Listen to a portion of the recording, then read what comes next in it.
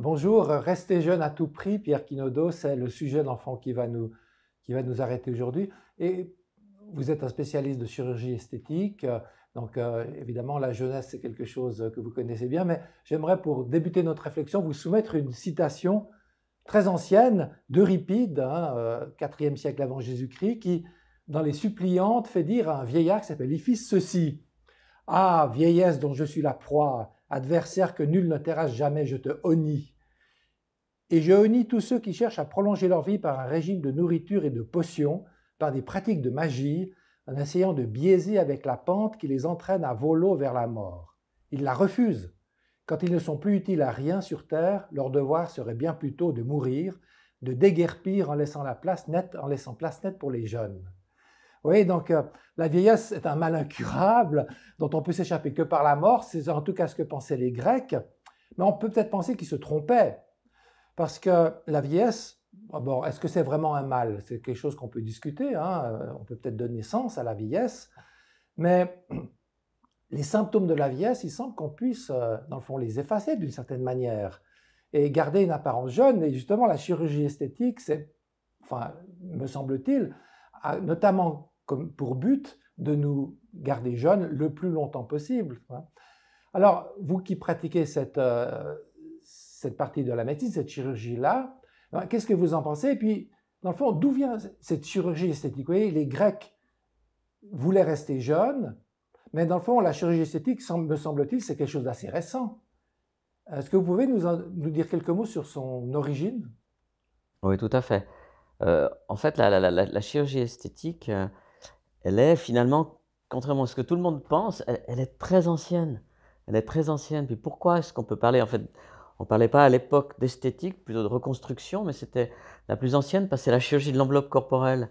Donc au début, par exemple, si on avait un bec de lièvre, une disgrâce, à ce moment-là, on était choqués et les chirurgiens ou les médecins ont commencé par opérer cette chirurgie de l'enveloppe, les becs de lièvre, les petites choses comme ça, déjà euh, avant 3000 avant Jésus-Christ, donc déjà sous les Égyptiens, on a retrouvé des hiéroglyphes qui parlaient de ça. L'autre chose concernant votre citation, ma mère qui était psychanalyste a écrit un livre sur la vieillesse, vieillir, virgule, une découverte. Et, et j'aimais bien sa façon de voir les choses, où la vie c'est comme un livre. On a des chapitres, et en fait il y a le dernier chapitre de sa vie. Et je pense que c'est important, on ne peut pas aller contre le dernier chapitre de sa vie. Et je pense que l'esthétique doit s'inscrire dans cette façon de faire, de ne pas faire du jeunisme, comme on peut voir certaines personnes qui veulent à tout prix, qui se déforment pour ressembler à quelqu'un de jeune. Et notre métier est surtout de répondre à des questions, répondre à des demandes pour faire briller le regard des gens. D'accord. Donc, quand vous dites effectivement la chirurgie qu'on peut appeler esthétique ou réparatrice, elle a aussi une fonction thérapeutique. J'imagine vous parlez du bec de lièvre, hein. On peut penser Voilà, aussi aux guerres et aux gens qui sont défigurés. On a parlé des gueules cassées, hein, lors de la Première Guerre mondiale. Mais il y a aussi exactement. l'idée, il y a aussi le lifting, voilà, pour prendre l'exemple Voilà. inverse. Et dans le fond, est-ce que vous pensez qu'il y a une même logique qui est à l'œuvre derrière ou c'est vraiment deux choses complètement différentes? Alors, je vais pouvoir vous expliquer ça, surtout que je suis un spécialiste de lifting. Bon, ce que je fais tous les jours, ma passion, c'est la chirurgie esthétique du visage. C'est ce qui rend vraiment les gens le plus heureux, où des patients pleurent. On se retrouve le matin avec un patient qui pleure de joie, l'assistante qui verse une larme, la femme de ménage qui passait par là, qui se demande ce qui se passe. Et c'est des moments un peu inoubliables. Alors, notre métier s'appelle la chirurgie plastique, reconstructive et esthétique. Et je vais essayer de prendre un exemple, par exemple, un- une poitrine. Si on a un cancer du sein, on doit enlever le sein et il faudra faire de la reconstruction. Ce sera de la reconstruction, chirurgie reconstructive. Si on a par exemple une hypertrophie mammaire qui est prise en charge donc par les caisses maladies suisses et européennes, si les seins sont trop gros, trop lourds, on va les réduire et les remodeler. Ce sera la chirurgie plastique. Et maintenant, imaginons une jeune fille qui n'a pas de seins du tout et puis qui voudrait les augmenter. Ce n'est pas une maladie, il n'y a pas de souffrance autre que psychologique. On va faire une augmentation en prenant soit de la graisse, soit en mettant des prothèses, et ce sera la chirurgie esthétique. Et c'est la même chose pour le visage. Et les gueules cassées, c'est la même chose, c'est passionnant, c'est un petit peu ma passion, ces gueules cassées, qui étaient des patients qui étaient pendant la Première Guerre mondiale, dans la guerre des tranchées. Vous prenez par exemple un shrapnel ou dans la tête, vous avez la tête qui explose à moitié, mais pas le cerveau. Vous avez cette partie du visage qui explose, mais vous avez le cœur qui est intact, les poumons qui vont bien, le cerveau qui va bien, vous n'avez plus de visage, et on est vivant. Et on ne savait pas à cette époque qu'est-ce qu'il fallait faire. Et donc on a inventé, il y a eu à peu près, je veux dire, 100 000 personnes qui avaient plus de bouche, plus de nez, un œil en moins ou deux yeux en moins, et il fallait les reconstruire. Et c'est de là qu'est venue les gueules cassées. D'accord. Mais là, on pourrait dire, c'est presque l'exemple inverse, hein. Dans le fond, il faut vraiment réparer les gens qui ont perdu l'apparence humaine. Et puis, le lifting, mettez des guillemets, hein, si vous voulez, mais dans le fond, c'est presque du côté de la frivolité, on pourrait avoir l'impression, hein. D'ailleurs, c'était peut-être moins maintenant, mais je me souviens, quand j'étais plus jeune, on parlait parfois pour les personnes qui se faisaient refaire, enfin, pas Ouais. refaire, mais qui se faisaient rajeunir, si on peut dire, de frivolité, ce qui est un jugement un peu négatif d'une certaine manière. Oui, tout à fait. Bah, là, je répondrais, la chirurgie esthétique n'est pas futile, elle est utile. Et si vous voulez, quand quelqu'un se regarde dans la glace, et souvent on arrive, on est en pleine forme, on va bien, puis on se regarde dans la glace et puis il y a tout qui tombe. Et puis vous avez beau vous manger normalement, avoir des amis, avoir une belle vie, être heureux, et vous vous retrouvez triste, et et quand vous regardez dans la glace, c'est pas du tout comme vous vous sentez à l'intérieur. Et notre but, c'est juste pas de changer les gens, juste remettre les choses en place, et surtout que ça se voit pas. Et le problème, bon, c'est une profession qui est difficile, il faut 14 ans d'études, on peut pas empêcher les gens certaines personnes de se former mal, et puis de mutiler des patients, ce qui fait que ça donne une mauvaise image de notre métier. Mais quand on a été opéré, ça ne doit pas se voir. Ça doit être totalement naturel et puis se faire dans des cliniques où il n'y a pas de risque. Et quand c'est calculé, il y a aucun souci, si vous voulez. Mhm. Mais, ok, donc, effectivement, dans le fond, c'est une espèce de. L'image qu'on veut donner de soi-même est importante pour nous. C'est pas, je pense que vous avez raison de dire, c'est pas futile, c'est pas frivole non plus, hein, puisqu'on est en représentation pratiquement toute la journée. Mais ce qui me frappe aussi, c'est que, peut-être je me trompe, hein, mais c'est surtout les femmes, semble-t-il, qui ont recours à la chirurgie esthétique. Est-ce que ça ne voudrait pas dire qu'il y a quand même une sorte de pression sociale derrière qui s'exerce particulièrement sur les femmes, beaucoup plus que sur les hommes? C'est principalement une. Je pense que ça va évoluer avec le temps. Il faut savoir que la peau des femmes, en tout cas, est beaucoup plus fine. Si nous, les hommes, on a une peau beaucoup plus épaisse au niveau du visage. On a les poils, on a la barbe, la moustache. Ce qui fait que la peau, mécaniquement, liée à la gravité, parce que c'est la gravité, à l'heure qu'il est, on est en train de tourner autour du soleil à fond, la Terre tourne sur elle-même, et là, on est assis. C'est mauvais pour la peau. Et voilà, et je prends toujours un stylo que je laisse tomber par terre pour montrer aux gens, mais c'est incroyable. Et tout nous tire vers le bas, et ce qui fait que pour les femmes, ça tombe beaucoup plus, quoi. Et donc c'est pour ça que les femmes consultent. Mais vous pensez, oui, mais vous pensez pas Plus quand que même les qu'il y a hommes. une pression sociale derrière qui s'exerce plus sur elles, Je pense indépendamment aussi. des différences biologiques, hein? Mais je suis tout à fait d'accord avec vous, et si vous voulez, c'est vrai que si vous voyez un homme d'un certain âge qui sortira à l'heure actuelle avec une femme beaucoup plus jeune, ça passera beaucoup mieux que le contraire. Et je trouve que bon, on a certains exemples dans la politique actuelle en Europe qui fait qu'on voit des critiques, et c'est vraiment blessant, je trouve. Je trouve que ça va changer progressivement, un petit peu comme le racisme avec la couleur de la peau. Oui, parce que la couleur de la peau n'a rien à voir avec le type de peau. On a des peaux noires qui sont très fines, des peaux noires qui sont très épaisses, des peaux jaunes qui sont très épaisses. Et c'est un peu la même chose. Je pense que les relations vont petit à petit évoluer. Mais c'est vrai ce que vous dites, il y a aussi également une certaine pression sociale. Puis alors les hommes, est-ce ils ont pas ce désir de rester, enfin ils ont sans doute le désir de rester jeunes, hein, mais Ouais. dans le fond, est-ce qu'ils recourent aussi à la chirurgie Ouais, esthétique? ouais, bien sûr. Ouais, je dirais j'ai à peu près 20 à 25% d'hommes. Hier, par exemple, à la consultation, j'ai vu euh, 3 hommes.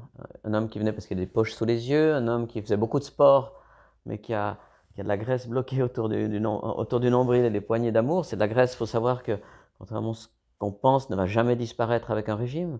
C'est de la graisse qui va paraître, on perdra nos muscles, on perdra euh, toute d'autres parties du corps avant de perdre cette graisse. Il y a des personnes qui font toute une vie de régime pour essayer de faire disparaître des choses qui ne disparaîtront jamais que par la chirurgie esthétique. Donc, c'est ce genre de discussion qu'on doit avoir avec des patients. Ça, c'est pour les hommes. D'accord. Donc, d'une certaine manière, vont rester jeune, c'est qu'un des motifs parmi beaucoup d'autres hein, de votre métier et qu'il y Exactement. a au fond, de multiples choses. Mais on désire quand même rester jeune et je pense qu'effectivement, la chirurgie esthétique, enfin esthétique, on l'a Oui, c'est plastique, esthétique, etc., ça va. esthétique, ouais, Ouais, tout à fait. peut y contribuer. Il restera évidemment la question que vous dites, le dernier chapitre de notre vie, comment est-ce qu'on le gère, comment est-ce qu'on accepte la vieillesse, qu'on accepte la mort. Les Grecs en parlaient déjà, c'est toujours le cas maintenant. Je vous remercie beaucoup hein, d'avoir répondu à mes questions. Merci à vous. C'est ma passion, donc c'est un plaisir. Bonjour Félix Pajot, heureux de vous revoir à l'occasion de ces entretiens. Alors Bonjour. aujourd'hui, le thème c'est rester jeune à tout prix. Alors, évidemment, ça peut parler des jeunes, mais évidemment, qui veut rester jeune, ce n'est pas les jeunes. Ils le sont, ce n'est pas un problème pour eux. C'est plutôt les personnes âgées. Effectivement, bon, je pourrais parler de moi. Hein. Tous les jours, je me regarde dans la glace, sans trop y penser d'ailleurs. Et puis, bah, évidemment, les ans font leur ouvrage, comme on dit. Alors, justement, bon, la vieillesse, c'est quand même un chapitre relativement important de la vie. Hein. Pierre Quinaudot, avant, avait une jolie métaphore en disant que la vie est comme un livre et qu'il nous reste à écrire correctement le dernier chapitre. Alors, bon, ben, pendant des siècles, on a vécu comme on pouvait, on a vieilli comme on pouvait, on est mort comme on pouvait. Depuis comme le XXe siècle, la médecine joue un rôle de plus en plus important, prend en charge les différents moments de notre vie. Elle prend donc en charge aussi la vieillesse. On parle de gérosciences, un terme que je n'avais pas entendu jusqu'à maintenant, mais justement, j'aimerais savoir qu'est-ce que c'est que ces gérosciences et de quoi s'occupent-elles exactement? Oui, ben c'est une nouvelle technologie. En fait, comme vous le dites si bien, la médecine prend de plus en plus de place dans nos vies. Les sciences biomédicales aussi. On a plus de connaissances sur les cellules, le vieillissement. On commence à vieillir dans la vingtaine. Déjà à 34 ans, je suis un peu vieux. Exactement, les rides commencent à apparaître. Puis, donc, les gérosciences viennent vraiment changer le cours du vieillissement dit normal. Donc, dans ce qu'on appelle le vieillissement normal, c'est plusieurs atteintes là, au niveau de la peau, des yeux, des cheveux, au niveau des muscles, des tissus adipeux, les graisses.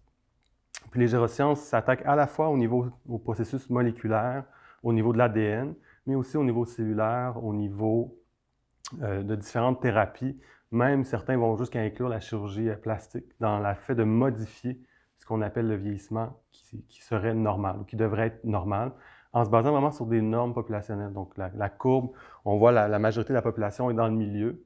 Il y a des extrêmes, des gens qui vieillissent bien, qu'on dit qui vieillissent avec grâce, et des gens qui vieillissent un petit peu moins bien. Donc, comment ramener cette moyenne-là vers les gens qui vieillissent avec grâce ou dans la grâce ou avec une atteinte moins sévère du vieillissement? Mais c'est un peu paradoxal quand même, parce que vous venez de le dire, le vieillissement c'est normal. Oui. Hein, tout le monde vieillit, enfin, jusqu'à preuve du contraire. Hein. Et il y avait, je me rappelle bon, les représentations des fontaines de jouvence, hein, par exemple, je me souviens Jérôme Bosch qui montre que c'est que des femmes d'ailleurs qui rentrent dans la fontaine de jouvence, c'est assez surprenant, hein, puis qui en ressortent jeunes et accueillis par de beaux jeunes hommes.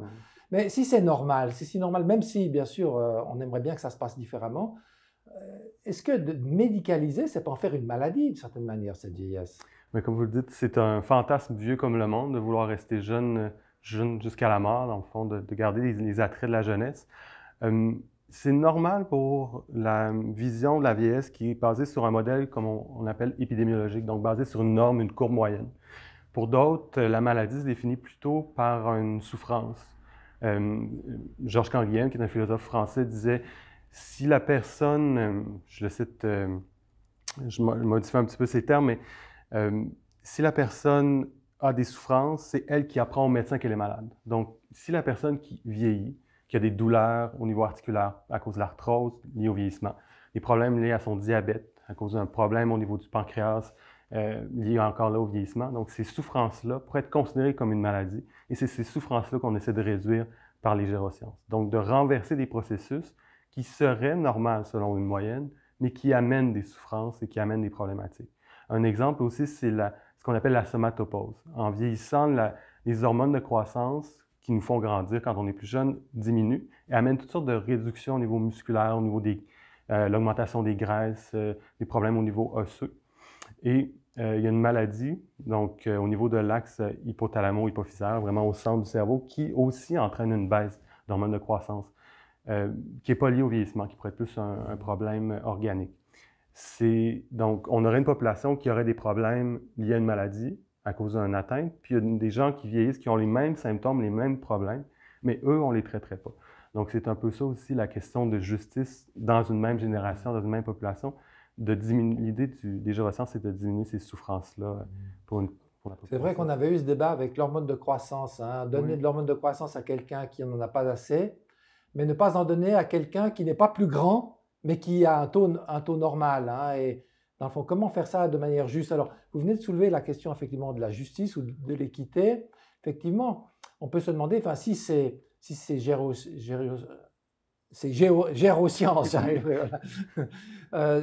deviennent vraiment efficaces, sont capables d'agir sur le vieillissement, qui va en bénéficier? Mais c'est une excellente question aussi parce que chez les gens âgés, donc il y en a des gens qui sont plus atteints par ce vieillissement-là pour toutes sortes de raisons. Comme je disais, les gérosciences couvrent une gamme de traitements ou de thérapies, aller de modifier les habitudes alimentaires, faire de l'exercice, mais aussi des médicaments pour aller éliminer les cellules qu'on appelle sénescentes. C'est des cellules qui sont en dormance, qui produisent certains produits justement toxiques pour l'organisme qui créeraient le vieillissement. Donc, en donnant un médicament pour détruire ces cellules-là, on pourrait aussi renverser le vieillissement. Puis même au niveau de l'ADN, allonger certaines parties de l'ADN, par exemple. Donc, tous ces traitements-là sont dispendieux, coûtent assez cher pour les gens qui n'ont pas les moyens. Comment ces gens-là vont avoir accès, justement? Puis les ressources qui sont utilisées pour mettre ces moyens-là en œuvre, on ne peut pas les utiliser ailleurs. Donc, c'est effectivement toute une question qui aura accès et comment. Probablement que la meilleure façon serait possiblement un débat plus démocratique, vraiment que tous aient accès et qu'on décide ensemble comment les gens peuvent avoir accès et quels critères, effectivement, ce qui n'est pas nécessairement facile. C'est vrai, sur cette question de qui va y avoir accès, on dit toujours, mais est-ce que ce sera seulement les gens riches des pays riches? Il y a des précédents, on parle souvent des lunettes. Les lunettes qui, lorsqu'elles ont été inventées, étaient réservées à une petite élite, ceux qui en avaient besoin, les moines en général qui écrivaient. Puis maintenant, tout le monde a des lunettes pratiquement. Alors les optimistes pensent qu'effectivement, si c'est très utile socialement, l'assurance maladie, la sécurité sociale va le rendre disponible à tous. Puis d'autres pensent qu'on va vers une société à deux vitesses ou à plusieurs vitesses. Quel est votre avis sur cette question?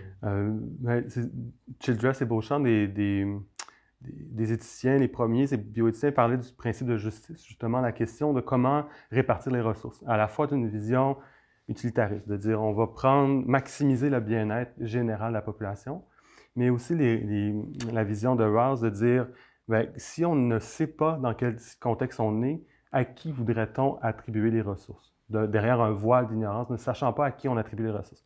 Comment maximiser le bien-être de la population, mais en même temps aider les plus vulnérables? C'est par un principe qui appelle la rationalisation. Donc, avec les sciences, de rendre les traitements le plus efficace possible et le moins cher possible. L'exemple des lunettes est excellent. C'est effectivement ce qui est arrivé. On a un verre de meilleure qualité. On est capable de faire, avec la technique, des lunettes beaucoup moins chères, accessibles à la majorité.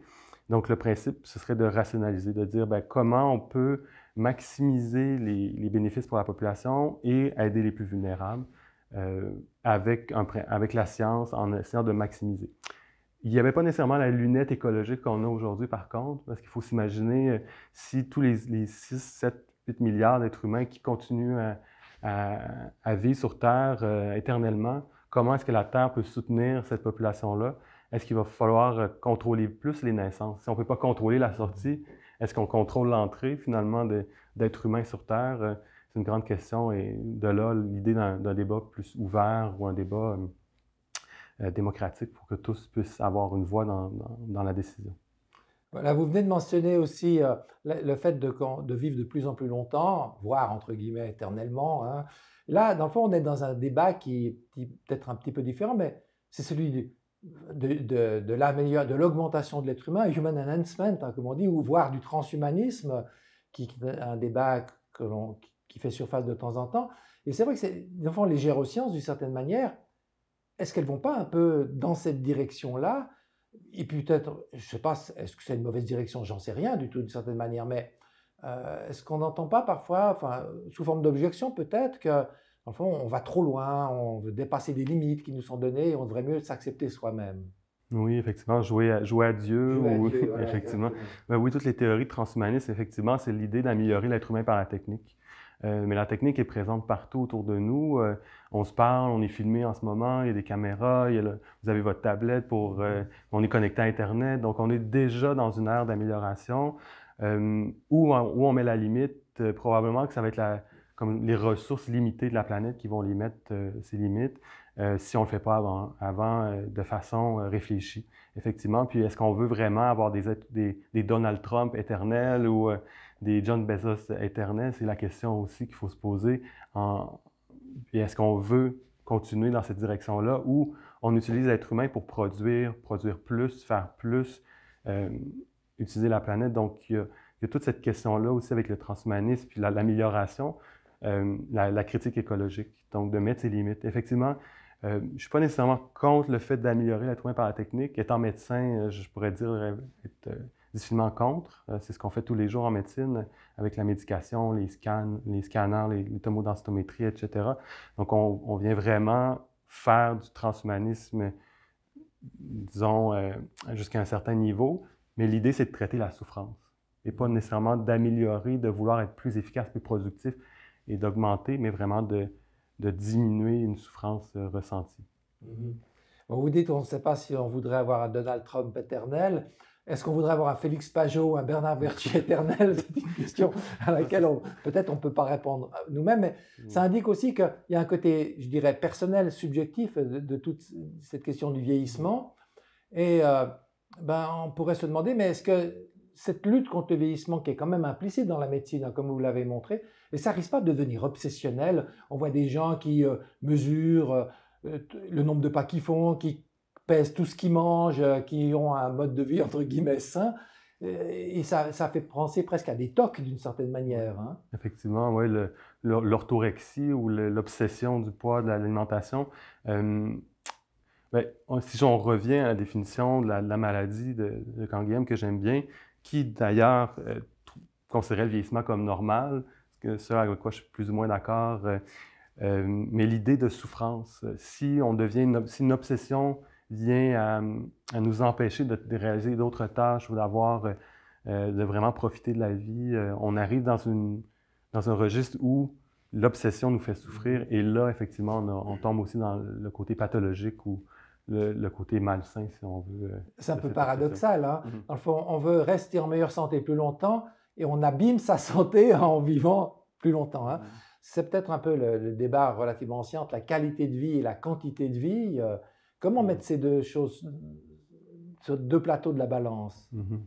En fait, c'est vraiment de revenir à l'individu, de voir comment l'individu se sent dans une situation telle, puis au niveau ensuite populationnel, comment on peut supporter ces gens ou aider les gens à moins souffrir dans les situations. Est-ce qu'effectivement, d'avoir une analyse franche et honnête de la situation pour déterminer est-ce que c'est une souffrance psychologique, est-ce qu'il y a un problème au niveau vraiment physique où on a besoin de renverser certaines maladies comme l'arthrose, par exemple, qui peut être très douloureuse au niveau des articulations.